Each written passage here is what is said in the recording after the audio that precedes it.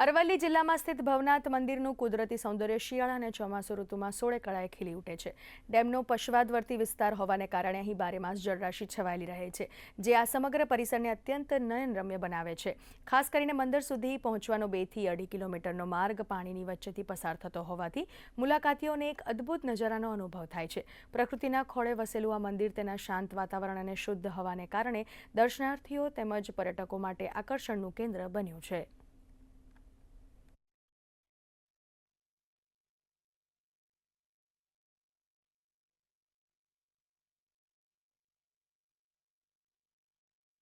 આ પૌરાણિક ભગવાન સ્વયંભુ ઈડર સ્ટેટ વખતનું 5મું રત્ન કહેવાય છે। ભગવાન મહાદેવ પોતે અને ભગવાન નારાયણ વિષ્ણુ પોતે અહીંયા બિરાજમાન છે।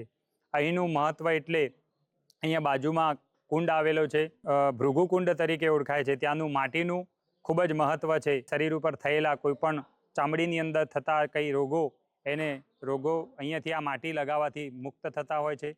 આખું જ મંદિર ટાપુની અંદર જાણે ચારે બાજુ પાણી અને પર્વત વિસ્તાર, એટલું કુદરતી દ્રશ્ય સુંદર છે।